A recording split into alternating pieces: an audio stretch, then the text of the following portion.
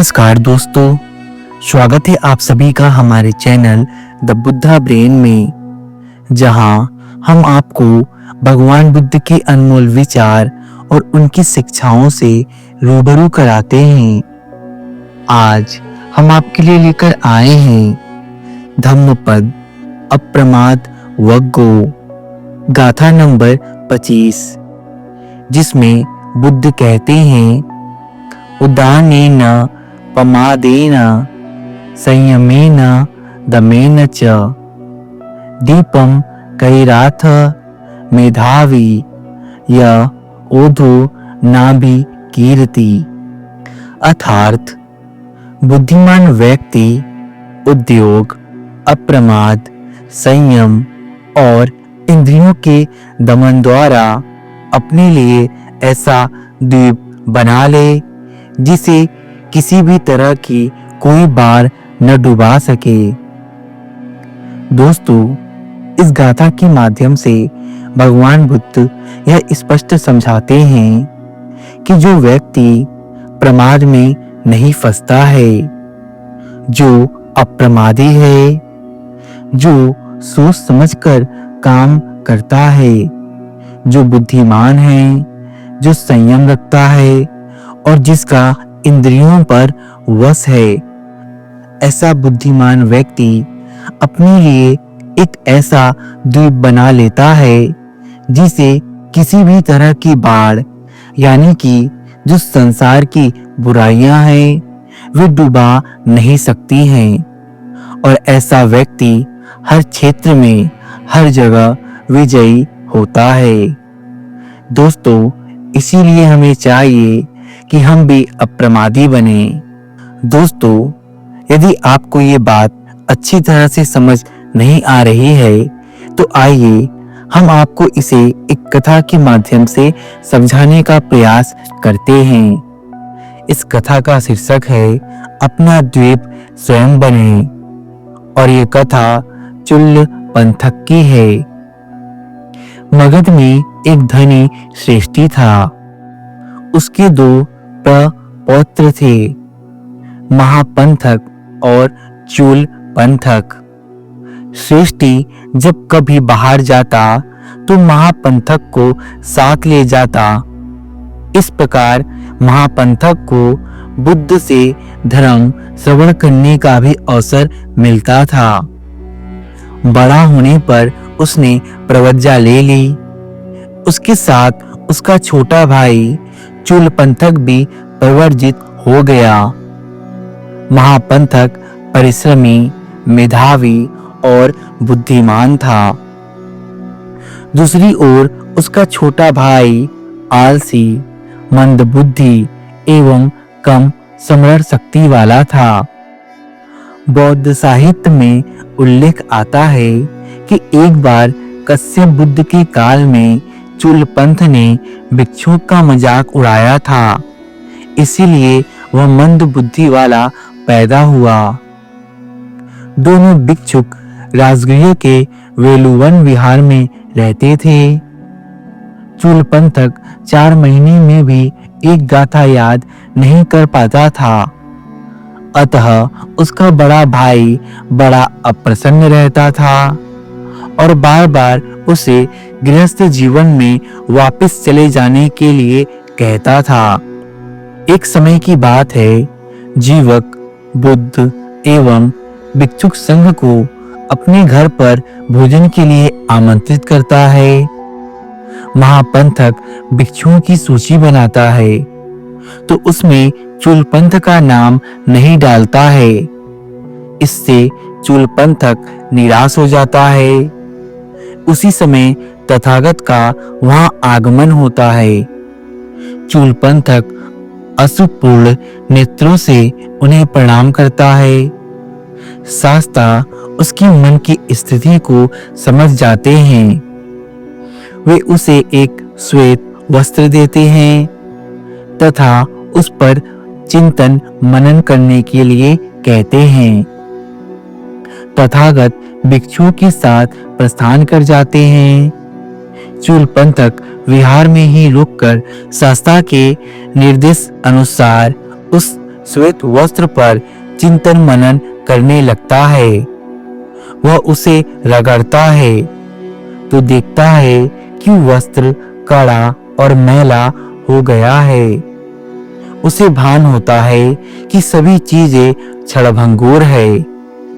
उसे यह भी अनुभूति होती है कि मन के 3 प्रकार के मैल होते हैं, राग, द्वेष और मोह। उसने आर्य सत्य पर भी चिंतन किया और इस प्रकार वह अरहंत हो गया। जीवक के घर पर भोजन करने के बाद दान और धर्म का अनुमोदन होना है। शाक्य मुनि ने कहा, विहार में एक भिक्षुक चूलपंथ छूट गया है, जाओ उसे बुलाकर ले आओ। संदेशवाहक जाता है पर लौटकर सूचित करता है कि वहां तो एक जैसे हजारों भिक्षुक हैं। मैं नहीं समझ पा रहा हूँ कि चूलपंथक कौन है, इसीलिए मैं उसे लेवा लाने में असमर्थ हूँ। बुद्ध ने उसे निर्देश देते हुए कहा, जाकर नाम पूछो और जो चूलपंथ नाम पर उत्तर दे उसे लेकर आ जाओ। इस बार 1000 आवाजें आती है। वह फिर से वापस आ जाता है। तब शास्त्रा उसे समझाते हैं कि जो सबसे पहले उत्तर दे उसे ही लेकर आओ। संदेश वाहक उस भिक्षुक को पकड़कर ले आता है जो सबसे पहले उत्तर देता है। बाकी सभी भिक्षुक गायब हो जाते हैं। चूलपंथक ने अपने रिद्धि बल से ही उनका सृजन किया था। चूलपंथक जीवक के घर जाता है। भोजन के बाद बुद्ध उसे पुण्यमोदन के लिए कहते हैं। चूलपंथक बहुत ही सुंदर ढंग से धर्म का अनुमोदन करता है। जब भिक्षुक संघ यह देखता है कि चूलपंथ इतने अच्छे से धर्म मोदन कर रहा है, भिक्षुओं को बड़ा आश्चर्य होता है। भिक्षुक बड़े आश्चर्य में हैं। वे सभी स्तब्ध हैं। जो चूलपंथ एक गाथा याद नहीं कर पा रहा था, वह अरहंत कैसे हो गया है। शास्त्रा ने भिक्षु की जिज्ञासा शांत करते हुए उन्हें समझाया, इंसान को चाहिए कि वह उत्साहित होकर अप्रमाद, संयम और दमन से अपने आप को ऊपर उठा ले, जिसको किसी प्रकार की बाढ़ प्रभावित न कर सके। इस प्रकार मेधावी पुरुष को उद्योग, अप्रमाद, संयम एवं दमन द्वारा एक ऐसा द्वीप बना लेना चाहिए जिसे बाढ़ डुबा न सके। भिक्षु को समझाते हुए ही बुद्ध ने ये गाथा कही थी, अद्दने पम्मादेन संयमेन दमेन च दीपम कैराथ मेधावी यम ओधो नाभि कीर्ति। अर्थात बुद्धिमान व्यक्ति उद्योग, अप्रमाद, संयम और इंद्रियों के दमन द्वारा अपने लिए ऐसा द्वीप बना ले जिसे किसी भी तरह की बाढ़ डुबा न सके। तो दोस्तों, यदि आप भी चाहते हैं कि आपका जीवन शांति और समृद्धि से भरा रहे, तो अपना दीपक स्वयं बनिए। किसी के ऊपर निर्भर मत रहिए। भगवान बुद्ध का यह प्रसंग अप्पो दीपो भव ये बहुत प्रचलित है। भगवान बुद्ध की शिक्षाएं हमें आत्मनिर्भर होना सिखाती हैं। बुद्ध कहते हैं, किसी और के ऊपर निर्भर होना यह दुखों का संचय करने जैसा है। जब व्यक्ति किसी और के ऊपर निर्भर रहता है तो वह केवल पीड़ित और प्रताड़ित होते रहता है।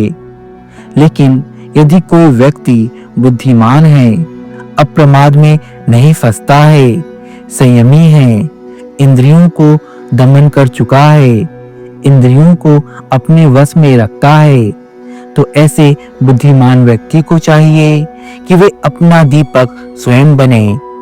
ऐसे बुद्धिमान व्यक्ति को चाहिए कि वह अपना दीप स्वयं बने, ताकि उसे किसी भी प्रकार की कोई बाढ़ डुबा नहीं सके। जो व्यक्ति बुद्धिमान है और प्रमाद नहीं करता है, वह सभी तरह की बुराइयों से बच जाता है और उसके जीवन में शांति बनी रहती है। इसीलिए अपना दीपक स्वयं बने, किसी और के ऊपर निर्भर न रहें। दोस्तों, मैं आशा करता हूँ आपको ये छोटी सी वीडियो पसंद आई होगी। यदि आपको यह छोटी सी वीडियो पसंद आई तो कृपया वीडियो को लाइक करें, हमारे चैनल द बुद्धा ब्रेन को सब्सक्राइब करें, क्योंकि हम आपके लिए ऐसे ही आध्यात्मिक और प्रेरणादायक वीडियोस लेकर आते रहते हैं। हमारे चैनल द बुद्धा ब्रेन में बने रहने के लिए आप सभी का धन्यवाद।